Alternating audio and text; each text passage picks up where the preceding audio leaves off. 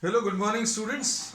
Today in 9th class mathematics, we are starting a new exercise, exercise 10.5. Exercise 10.5 अभी हम लोग start कर रहे हैं. We have discussed the important concepts related to this exercise in the previous classes. आज अभी हम लोग start कर रहे हैं straight away with the problems. 10.5 में question number 1 देखो. Question number 1 में in the figure A, B, C are 3 points on a circle. A, B, C बच्चों 3 points दिए हुए हैं on a circle.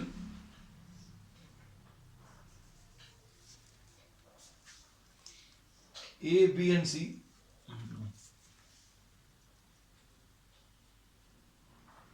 These are 3 points A, B and C. 3 points on a circle with center O such that centre इसमें O दिया है. फिर इसके बाद क्या दिया है बच्चों? BOC is equal to 30 degrees. BOC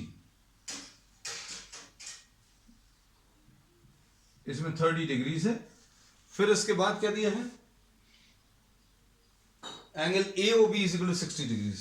angle AOB ये 60 डिग्रीज है. ठीक है. फिर इसके बाद if D is a point on the circle other than the arc ABC.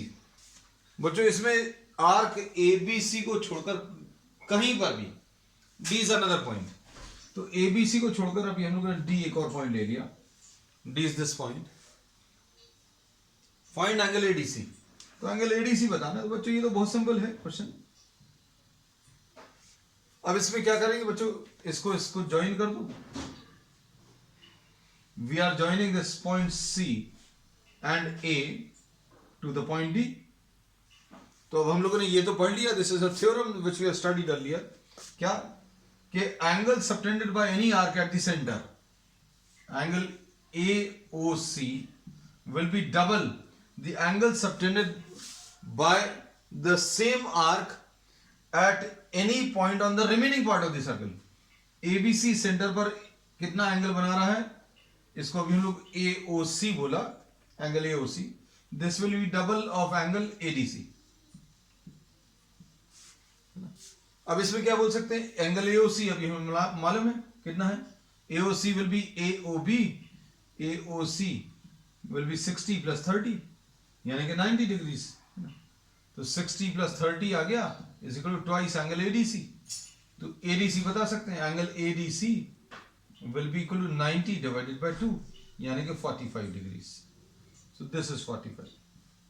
So this is what question number 1. अब question number 2 देख लो बच्चों. question number 2 में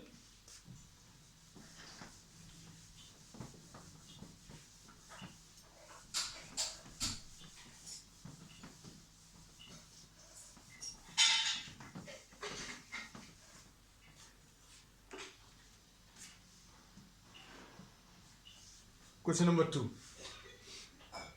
A chord of a circle is equal to the radius of the circle. एक chord दिया है बच्चों. Chord of the circle is equal to radius. Chord equal to radius दिया. This is a very important fact. अब इसमें find the angle subtended by the chord at a point on the minor arc and also on the major arc.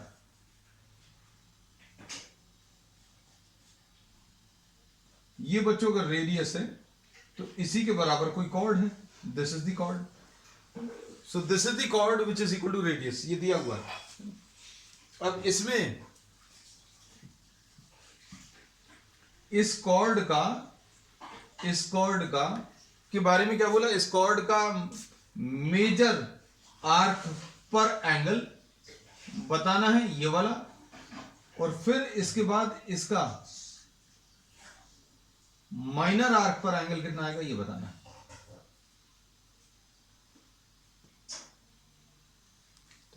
तो इसमें question अच्छे से समझना. एक आपको कॉर्ड दिया है. ये कॉर्ड रेडियस के बराबर है. तो अभी हम लोग ने इसको सेंटर से क्यों ज्वाइन किया? क्योंकि अगर ये रेडियस है, ये भी रेडियस है, ये भी रेडियस है. So this will be forming what? An equilateral triangle. तो if AB AB is equal to radius and AO is also the radius and OB is also the radius. Therefore triangle AOB is equilateral. ये एक equilateral triangle रहेगा, है ना। और equilateral triangle में बच्चों हम लोग क्या बोल सकते हैं, इक्विलैटरल ट्राइंगल में each angle will be what 60 degrees. Therefore angle AOB will be equal to 60 degrees. ये एंगल बच्चों 60 डिग्रीज आ जाएगा. ये एंगल कितना आएगा 60 डिग्रीज. अब इस आर्क को, इस कॉर्ड को या इस आर्क को हमने इसको छोड़कर कहीं पर भी ज्वाइन करें. जैसे suppose this chord AB is join to another point D.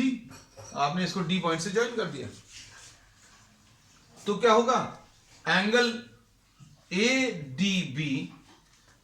ADB इसका डबल अगर आप करें तो this will be equal to angle AOB. Simple है बच्चों, ये प्रॉपर्टी है. Angle subtended by any arc और any chord at the centre is double the angle subtended by the same arc at any point on the remaining part of the circle. तो अब इसमें twice angle ADB will be equal to AOB 60 है तो angle ADB मिल जाएगा कितना 30 degrees. तो बच्चों ये 30 डिग्रीज आ गया. ठीक, परफेक्टली ओके होना चाहिए. अब इसमें ये वाला एंगल भी बताना है. तो ये एंगल अगर बताना है तो अभी हम लोग क्या बोलेंगे, angle D ABC and D are lying on a circle. Therefore sum of opposite angles will be 180 degrees. ये एक प्रॉपर्टी है कि साइक्लिक क्वाड्रिलेटरल मतलब एक ऐसा क्वाड्रिलेटरल जो सर्कल पर लाई करता है.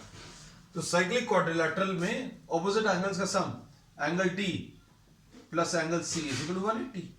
रीजन क्या है, opposite angles of a cyclic quadrilateral.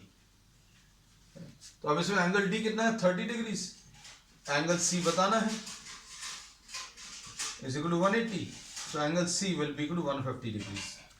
So this angle will be equal to 150 degrees. लो हो गया खत्म, इतना ही सा था.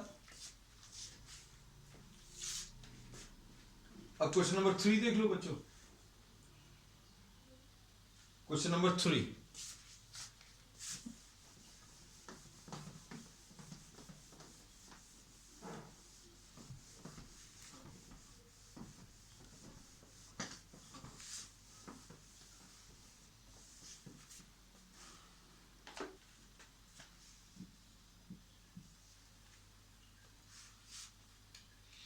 In the figure, PQR is equal to 100 degrees, where PQ and R are points on a circle.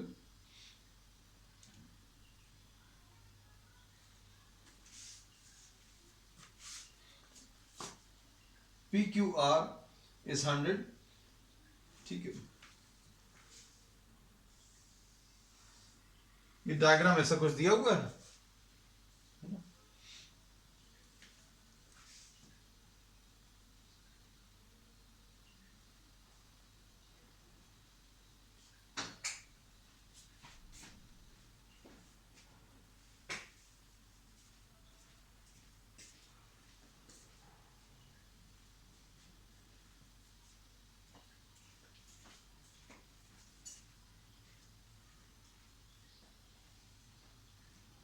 This is the centre. फिर इसके बाद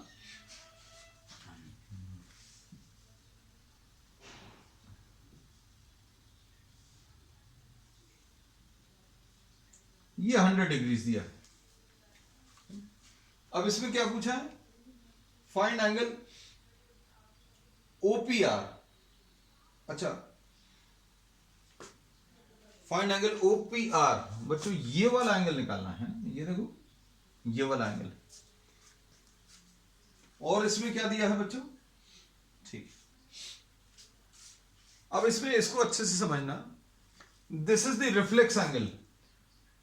ये वाला एंगल कैसे मिलेगा, this is the angle subtended bye PXR.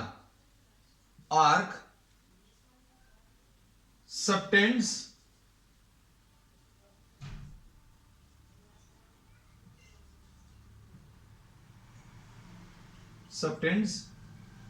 Angle X.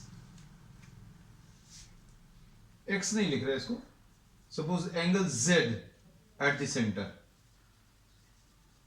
ये PXR जो है, PXR ये सेंटर पर कितना एंगल सबटेंड कर रहा है. कैसे निकालोगे बच्चों? देखो, अगर हमें इस आर्क का सेंटर पर एंगल निकालना है तो सेंटर से ज्वाइन कर दो, ये आएगा एंगल. अगर हमें ये वाली आर्क दी है थोड़ी सी बड़ी, तो इसका सेंटर पर एंगल कितना आएगा? ये इतना आएगा.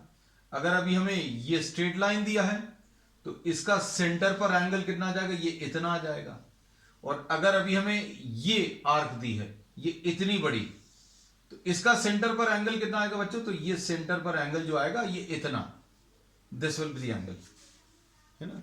तो सेंटर पर एंगल अभी हमें PXR आर्क का अगर चाहिए तो Z आ जाएगा. और अगर आपने इसको छोड़कर, if you leave this arc, leaving PXR, join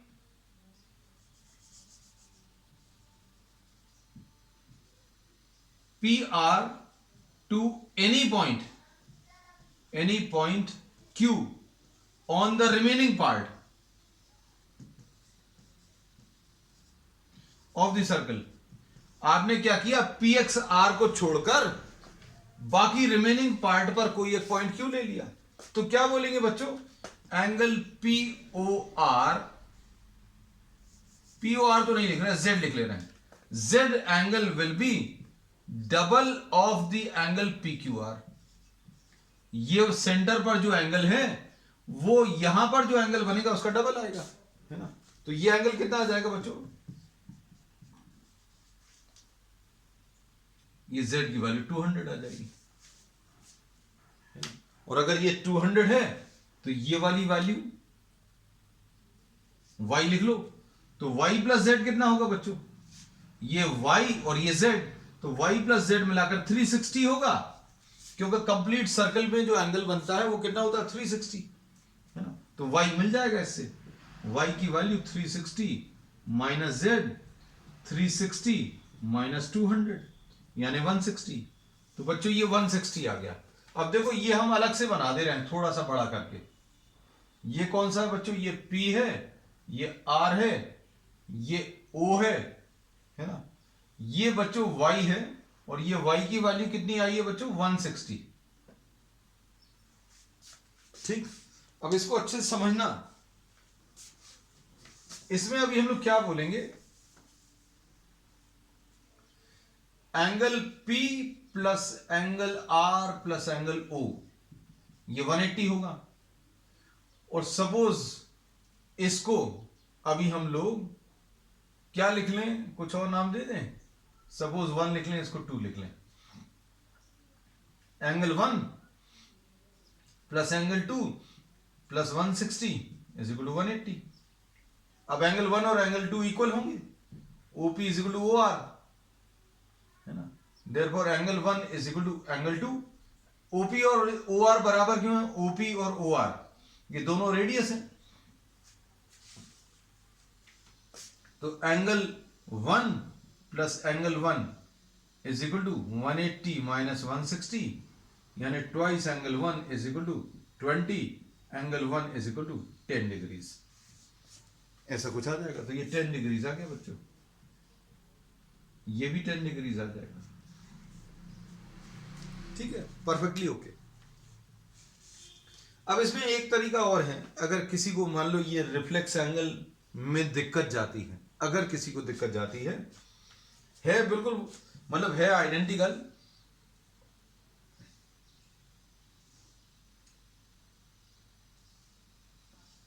ये अगर 100 डिग्री से, आप ये एक लाइन और बना लो, यहां पर ज्वाइन कर लो. आप क्या बोलेंगे बच्चों? ये ऑल्टरनेट मेथड.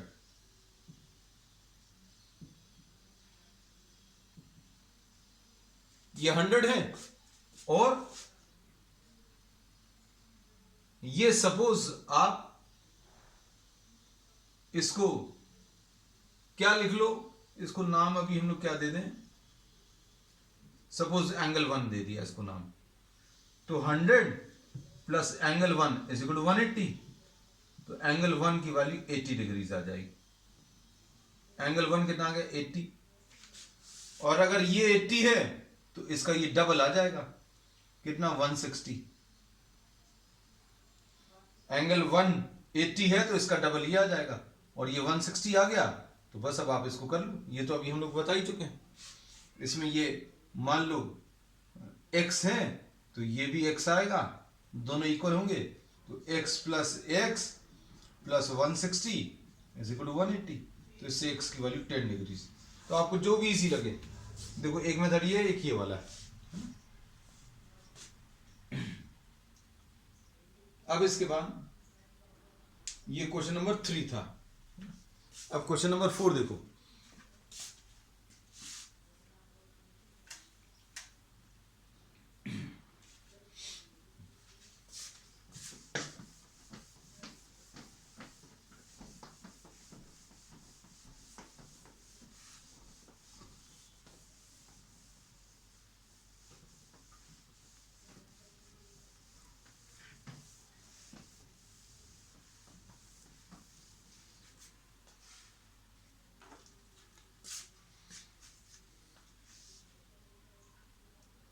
Question number 4.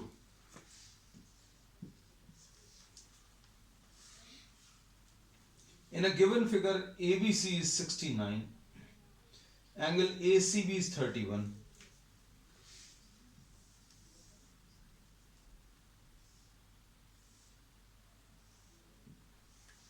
ये ट्राइंगल अभी हम लोग ड्रॉ कर लेंगे बच्चों। ये A है, ये B है, ये C है, ठीक है। अब इसमें ये एंगल कितना दिया बच्चों 69, ये 69 है, ये 31 है, तो एंगल ए कितना आ जाएगा, angle A plus angle B plus angle C is equal to 180, ठीक है। ये 69 angle A plus angle 69 plus 31 is equal to 180, ये कितना आ जाएगा बच्चों 100 आ जाएगा, तो angle A is equal to 80, ये 80 आ गया। अब इसको यहां कहीं पर ज्वाइन किया आपने एक और पॉइंट पर, और ये डी पॉइंट है, तो angles in the same segment are equal, angles in the same segment are equal, है ना, ऐसा लिख सकते हैं। Therefore angle A will be equal to angle D is equal to 80 degree, तो ये आंसर आ जाएगा, तो ये इसका आंसर 80 आएगा। तो ये क्वेश्चन नंबर 4 है बच्चों। अब क्वेश्चन नंबर 5 देख लो।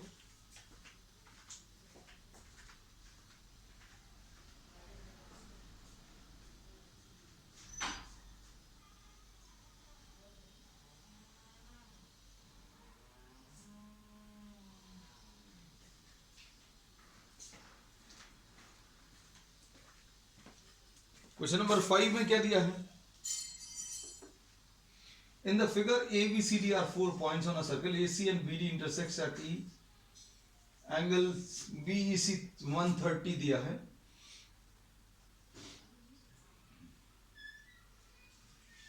फिर इसके बाद फाइंड एंगल BAC, और ये तो सिंपल क्वेश्चन है बच्चों। क्वेश्चन नंबर 5 देखो।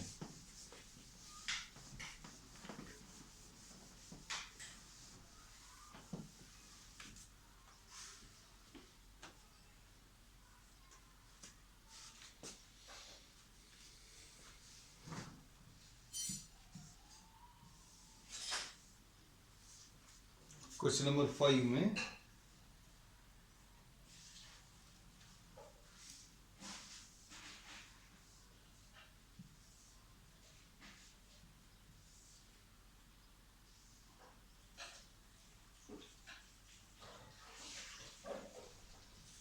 इसमें देखो डायग्राम तो नियरली बिल्कुल वैसे ही है. दिस इज ABC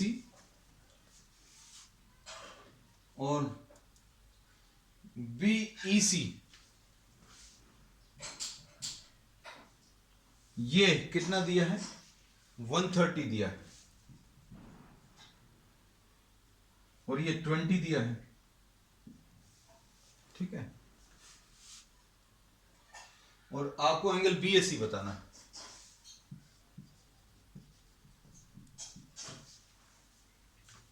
देखो बच्चों, ये इस ट्रायंगल में, कौन से वाले ट्रायंगल में? Triangle DEC. ये देखो अलग से बना दिया. ये 130 है, ये 20 है, ये C है, ये D है, ये E है. ये एक्सटीरियर एंगल है और exterior angle will be equal to sum of opposite interior angles. है ना? तो 130 किसके बराबर आ जाएगा बच्चों? 130 आ जाएगा x प्लस 20. तो x की वैल्यू 130 माइनस 20 यानी 110 आ गया. x की वैल्यू 110 आ गई. अब BC आर्क को आपने D पर ज्वाइन किया. ये BC आर्क को आपने D पर ज्वाइन किया और BC आर्क को आपने A पर भी ज्वाइन किया. तो angles in the same segment equal होते हैं. But angle A is equal to angle D. Angles in the same segment are equal. अब क्या बोलोगे बच्चों इसके बेसिस पर? एंगल D तो मालूम है कितना? 110. तो एंगल A की वैल्यू 110 आ गई. So this is what was to be found out. Angle BAC. बिल्कुल परफेक्टली ओके होना थी. You are doing well today. आप क्वेश्चन नंबर 6 देखो. क्वेश्चन नंबर 6 में can we use this diagram? Yes, we can use the same diagram. है ना? अभी हम बच्चों थोड़ा सा समय बचाएंगे. Question number 6.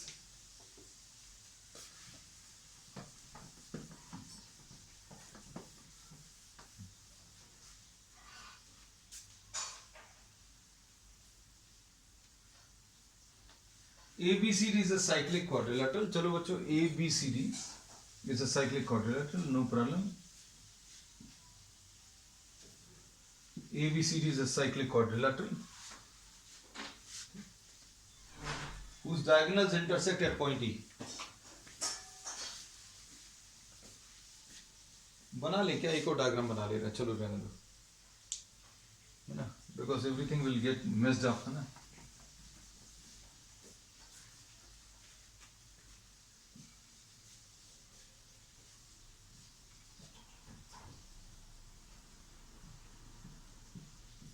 A, B, C and D ऐसा दिया है. And the diagonals intersect at E. ये दिया. If DBC 70 degrees, DBC 70 degrees and angle BAC 30.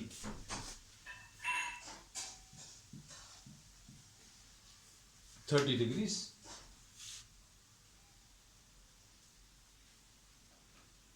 AB is equal to BC.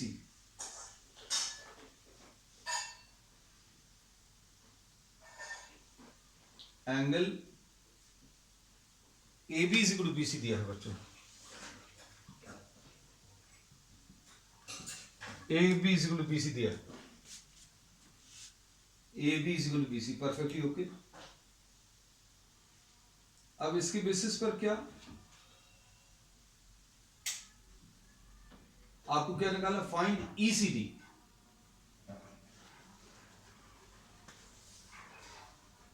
ये एंगल X निकालना है. AB is equal to BC का क्या यूज कर सकते हैं बच्चों? कुछ यूज कर सकते हैं क्या? अब इसमें देखो,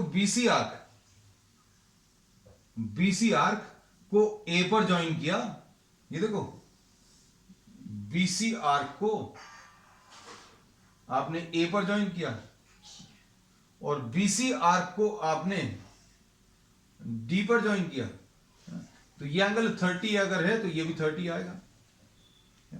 तो हम लोग क्या बोलेंगे बच्चों, angle BC arc at A and D subtend equal angles, है ना। तो ये कितना आ जाएगा, therefore y will be equal to 30 degrees. बच्चों ये 30 डिग्रीज आ गया, ठीक। अब क्या कर सकते हैं बच्चों, इसमें AB is equal to BC दिया है, AB is equal to BC है, तो अभी हम लोग क्या बोलेंगे,